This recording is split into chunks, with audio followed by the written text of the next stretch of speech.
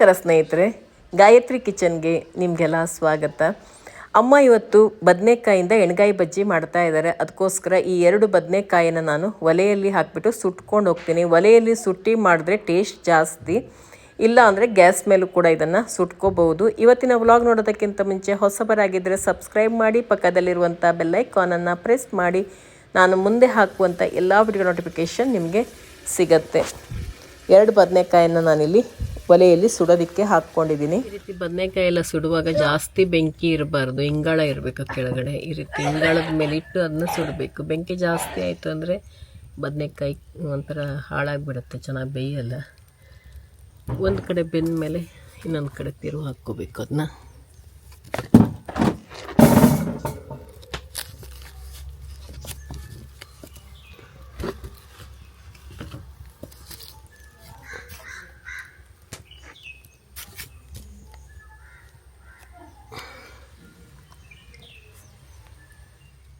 ಇವಾಗ ಬದನೆಕಾಯಿ ಸುಟ್ಕೊಂಡಿದ್ದಾಗಿದೆ. ಇದ್ರ ಸಿಪ್ಪೆ ಎಲ್ಲ ತೆಗೆದುಬಿಟ್ಟು ಕ್ಲೀನಾಗಿ ಇದನ್ನು ಒಂದು ಸರಿ ತೊಳ್ಕೊಂಡು ಬಿಡೋಣ. ಇಲ್ಲ ಅಂದರೆ ಕಪ್ಪಾಗಿ ಅದ್ರ ಸಿಪ್ಪೆ ಎಲ್ಲ ಕೂತಿರುತ್ತೆ ಅದ್ರ ಮೇಲೆ. ಒಂದು ಸರಿ ಕ್ಲೀನಾಗಿ ತೊಳ್ಕೊಂಬಿಡಬೇಕು ಅದನ್ನ.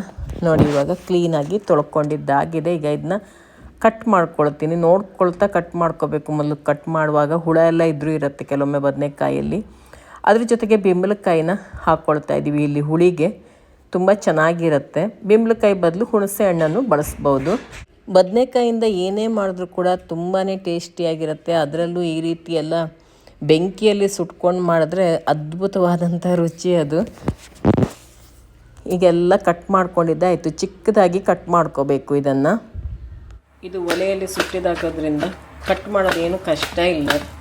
ಚೆನ್ನಾಗಿ ಸುಟ್ಕೊಂಡಿರತ್ತಲ್ಲ ಅದು. ಈ ರೀತಿ ಒಂದು ರೌಂಡ್ ಚಾಕು ತಗೊಂಡು ಈಗ ಮಾಡಿಬಿಟ್ರೆ ಚಿಕ್ಕದಾಗಿ ಕಟ್ ಆಗಿಬಿಡತ್ತೆ ಅದು.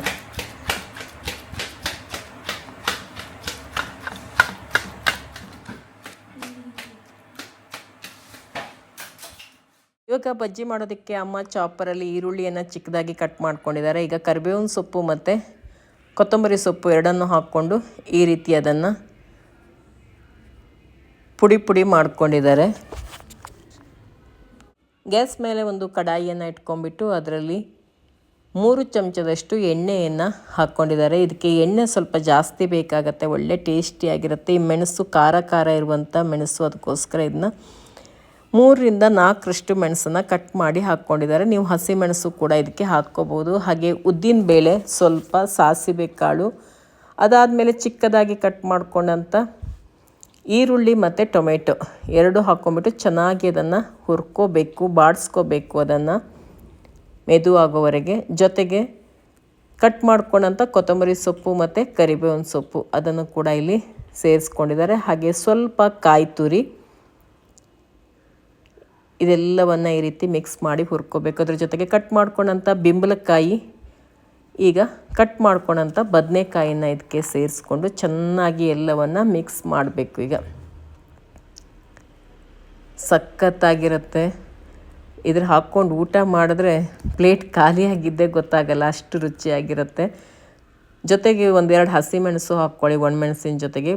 ಬರೀ ಒಣಮೆಣಸು ಹಾಕ್ಕೊಂಡ್ರು, ಖಾರ ಇರೋದು ಹಾಕ್ಕೊಂಡ್ರೆ ಮತ್ತೇನು ಹಸಿಮೆಣಸು ಬೇಕಾಗಲ್ಲ. ಜೊತೆಗೆ ಬೆಂಬಲಕಾಯಿ ಹಾಕ್ಕೊಂಡ್ರೆ ಇನ್ನೂ ಟೇಸ್ಟ್ ಜಾಸ್ತಿ. ಹುಣಸೆ ಹಣ್ಣಿಗಿಂತ ಬೆಂಬಲಕಾಯಿ ಹಾಕಿದ್ರೇ ಟೇಸ್ಟ್ ಜಾಸ್ತಿ. ನೋಡಿ, ಇವಾಗ ಬದನೆಕಾಯಿ ಎಣ್ಗಾಯಿ ಬಜ್ಜಿ ರೆಡಿ ಆಗ್ತಾ ಇದೆ.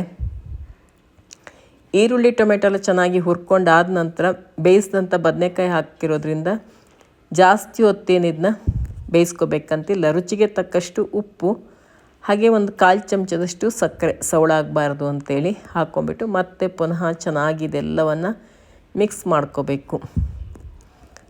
ಅಮ್ಮ ಇಲ್ಲಿ ಅಯೋಡಿನ್ ಯುಕ್ತವಾದಂಥ ಉಪ್ಪನ್ನು ಹಾಕ್ತಾ ಇದ್ದಾರೆ. ಗೋಕರ್ಣ ಉಪ್ಪನ್ನೇ ನಾವು ಹೆಚ್ಚಾಗಿ ಬಳಸೋದು.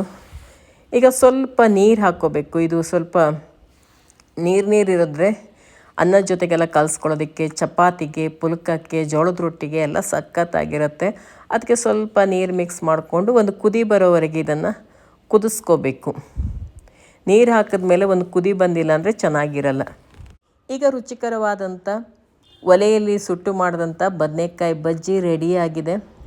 ಇದು ನಿಮ್ಗೆ ಇಷ್ಟ ಆಗಿರುತ್ತೆ ಅಂತ ಅಂದ್ಕೊಂಡಿರ್ತೀನಿ. ಇಷ್ಟ ಆಗಿದ್ದರೆ ಹೊಸಬರಾಗಿದ್ದರೆ ಸಬ್ಸ್ಕ್ರೈಬ್ ಮಾಡಿ, ಹಾಗೆ ಬೇರೆಯವ್ರ ಜೊತೆ ಕೂಡ ಶೇರ್ ಮಾಡ್ಕೊಳ್ಳಿ. ನಿಮ್ಮ ಅನಿಸಿಕೆ ಅಭಿಪ್ರಾಯವನ್ನು ಕಮೆಂಟಲ್ಲಿ ತಿಳಿಸಿ. ಹಾಗೆ ಒಂದು ಲೈಕ್ ಮಾಡೋದನ್ನು ಮರಿಬೇಡಿ ಸ್ನೇಹಿತರೆ. ಇನ್ನೊಂದು ರೆಸಿಪಿ ಜೊತೆಗೆ ನಿಮ್ಮನ್ನು ಭೇಟಿ ಆಗ್ತೀನಿ.